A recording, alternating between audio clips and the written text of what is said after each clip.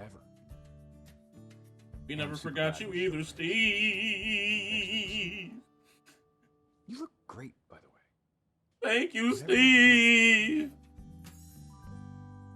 Thank you, Steve.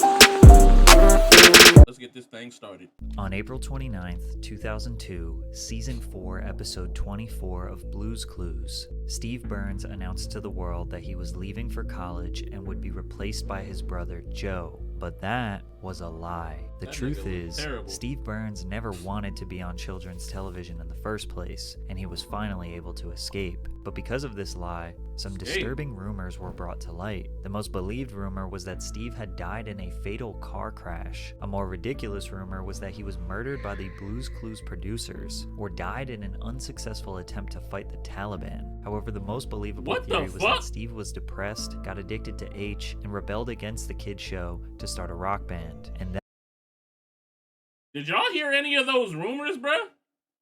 I never heard Steve went to go fight the Taliban, bruh, in my life. Where was those rumors at? That sounded crazy. Can you imagine this nigga right here going to fight the Taliban? Well, cause you never know these days, bruh. You never fucking know. that theory wasn't entirely false. While the public saw a seemingly cheerful demeanor on screen, Steve struggled with his depreciating mental health off screen. I didn't know it yet, but I was the happiest depressed person in North America. I was struggling with severe clinical depression the whole time I was on that show. Steve's job was to be happy, uplifting, full of joy and wonder all the time. He had to pretend to be interested and amazed at the smallest things, like discovering Blue's paw print that was directly in front of him. He spent 10 hours per day filming in an empty Blue room so that he could be superimposed on the digitally animated world of Blue and her friends. At the time, technology wasn't as advanced as today, meaning Steve had nothing visual or tangible to work with. Steve said his experience was awful and compared it to acting at the bottom of a swimming pool. Pools are filled with water, so stay hydrated. As if his experience wouldn't be any more taxing on his mental health, the insane things posted about him online made things even worse. Take this game on Newgrounds, for example, where your objective was to destroy Blue and then assassinate Steve. You eliminate the dog, then go into the house where Steve is flipping you off. So you shoot him until his head pops off and then the house burns down. He also had to read creepy fan fiction, like this one that romanticizes the idea of Blue assaulting Steve with a What the fuck? I do not remember this on Newgrounds, bro. Mind you, I did get into Newgrounds late because I didn't have internet around that time. But in the 2000s, I know it was wild, wild west in the internet, bro. You may think it's wild now, but back then, that shit was crazy. That shit was super crazy. Bruh. Newgrounds made a game out of anything. Nigga, they are what Steam is today with porn games. They definitely make porn out of anything, bro. Newgrounds is my shit.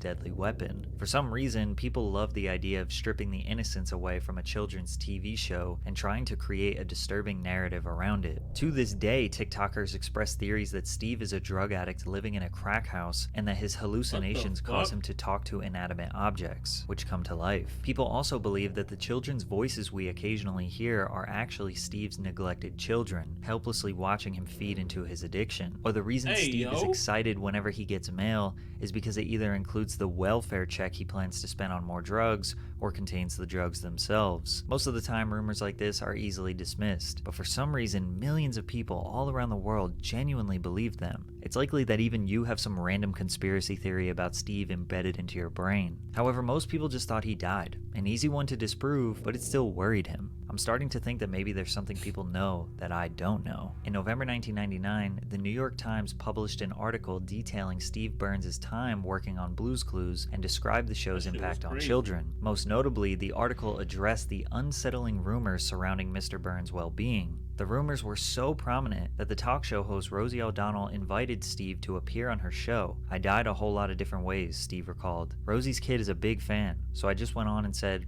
"Hi, I'm alive. by, it was pretty easy to prove I wasn't dead. These rumors were so powerful that Steve felt the need to address Rosie O'Donnell's child with "I'm alive" because he knew children around the world were genuinely concerned about him.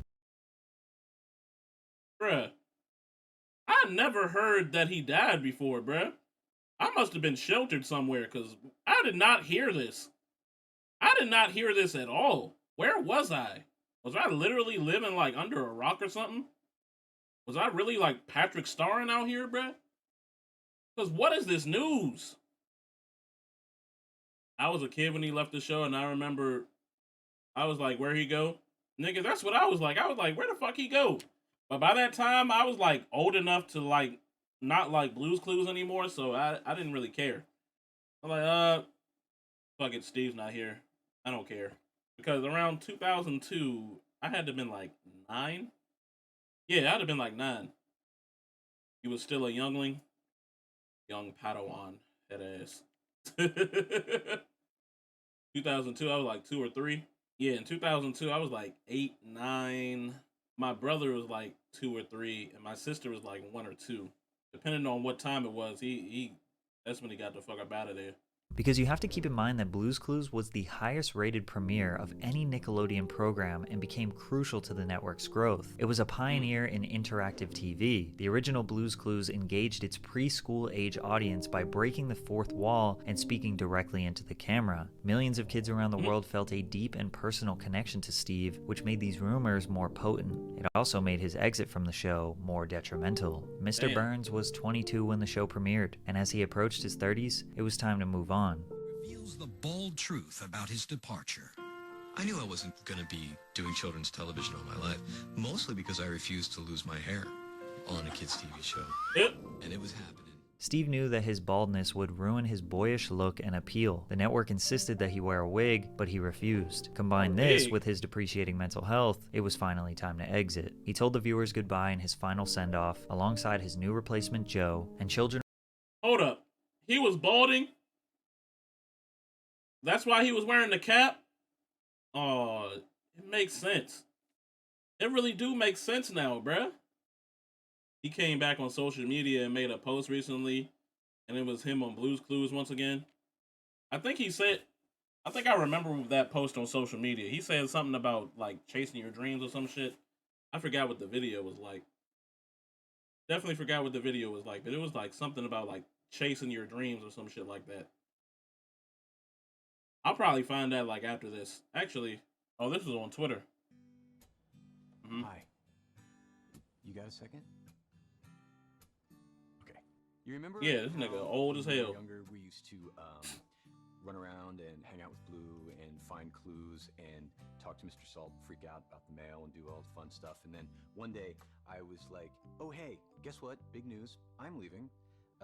This is my brother Joe. He's your new best friend." And then I got on a bus and I left.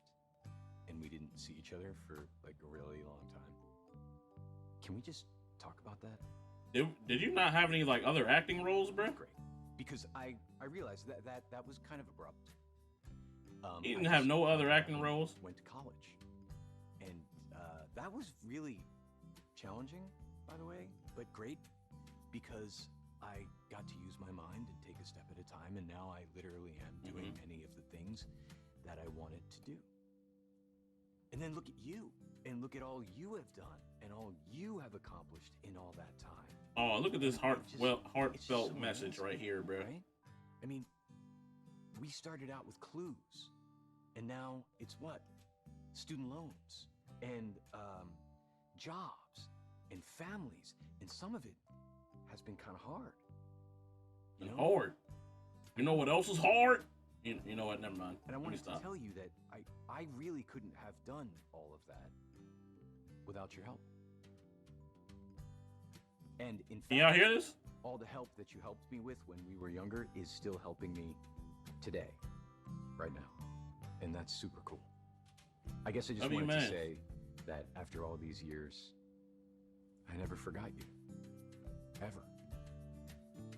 We never forgot you either, Steve. You look great, by the way. Thank you, Steve. Thank you, Steve.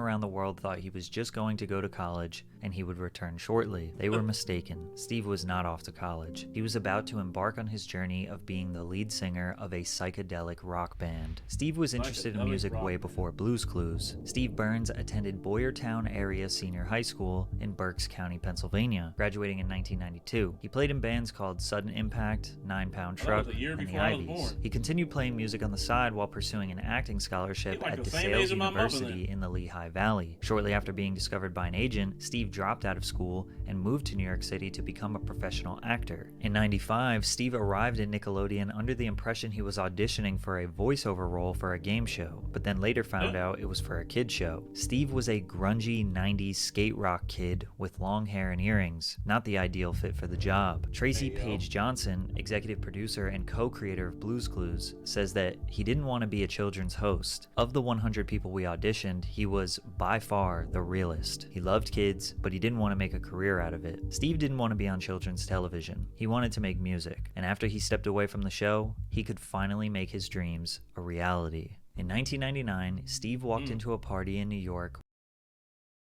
Man, she kind of fine. Don't tell me that they about to say they smashed.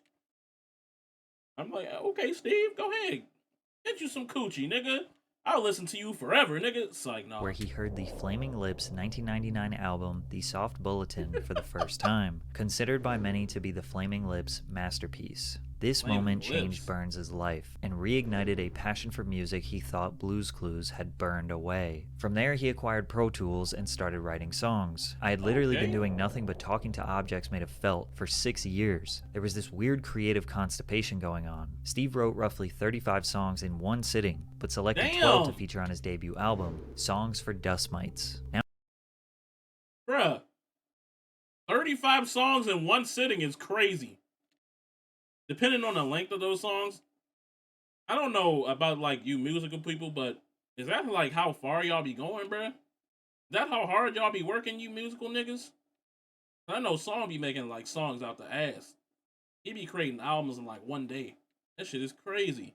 Now it was time to get in the studio to record, so he contacted his favorite producer, Dave Fridman, who had worked with Flaming Lips in the past. Interestingly enough, Fridman had just held a Blue's Clues themed birthday party for his children, so he was eager to see what creative potential Steve had. Steve sent Dave some demos, assuming he'd think they sucked, but he got the opposite reaction. Dave liked it, and he asked if Steven Drozd, the drummer of the Flaming Lips, could come and work on some music with them. In a dream world even Blue's Clues couldn't have imagined, the Flaming Lips wanted to work with Steve. The bassist, Michael Ivins, later joined the team as well, helping engineer several sessions. The lead vocalist, Wayne Coyne, actually approached Steve with the offer to star in a movie he was directing called Christmas on Mars. He was hesitant at first, but ultimately accepted the role. Because of Steve's ridiculous story of leaving a kids show and starting a band, there was a flurry of interest from various record labels. He ultimately signed with Pious Records in late 2002 when a label executive sat him down and said, "This makes sense. I don't know why, but there's a thread of logic between Blue's Clues, the Flaming Lips, and your record."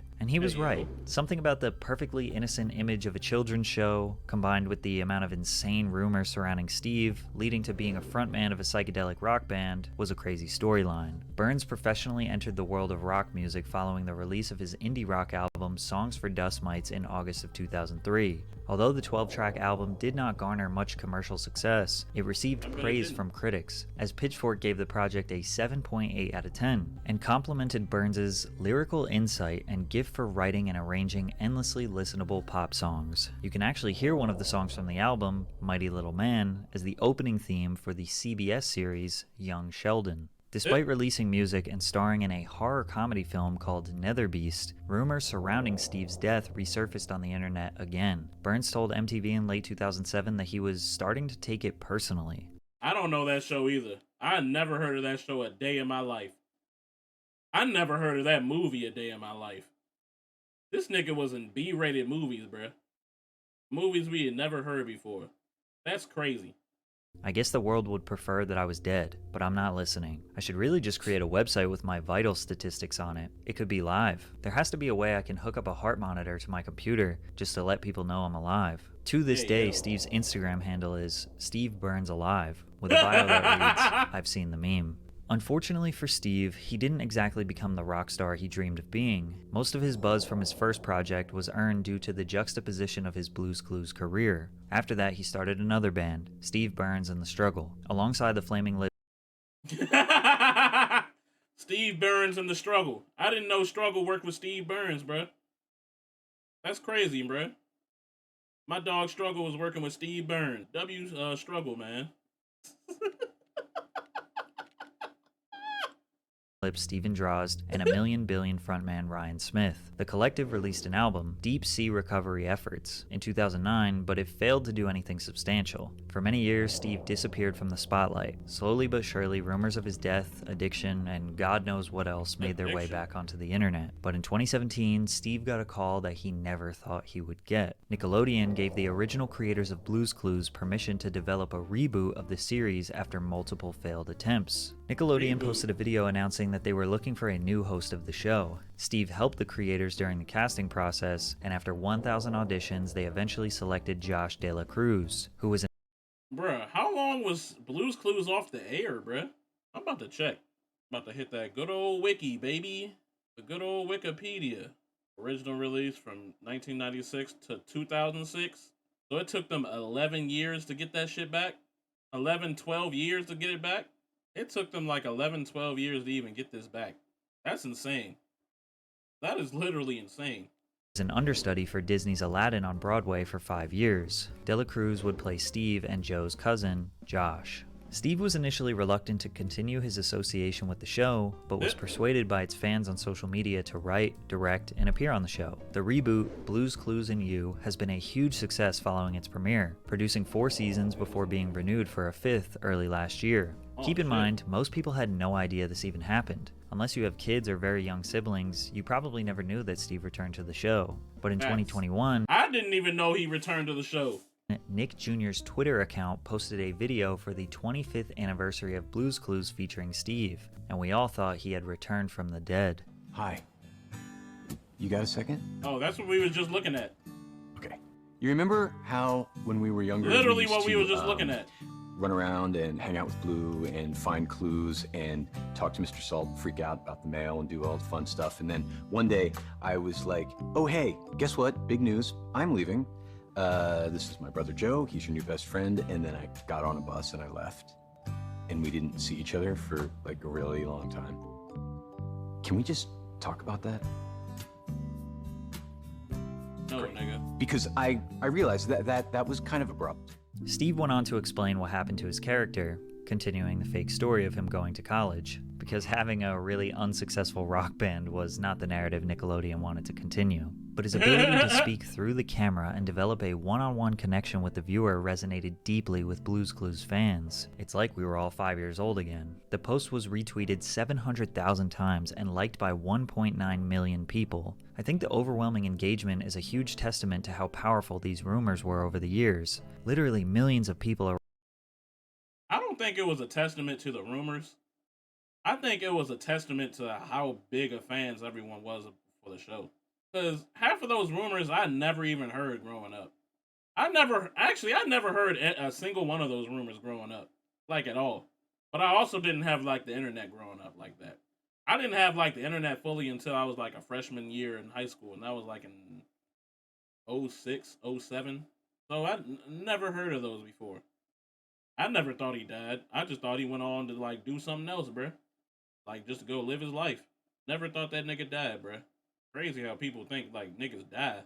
Around the world thought he was a criminal, a drug addict, or dead. It's almost as if people wanted to believe them, because the rumors were debunked numerous times over the years. So for him to essentially return from the shadows after 2 decades was shocking for so many people. This return finally put the rumors to rest. Steve Burns is not a child predator, he is not a drug addict, he is not a criminal, and most certainly not dead. Although he didn't want to be in kids' TV originally, he doesn't regret it at all. I hope I'll be remembered for that show for the rest of my life. That will always be a part of my identity, and I'm totally cool with that. Today, Burns travels to colleges around the country to speak to students about mental health because those rumors destroyed his, and now he's using that to help you improve yours.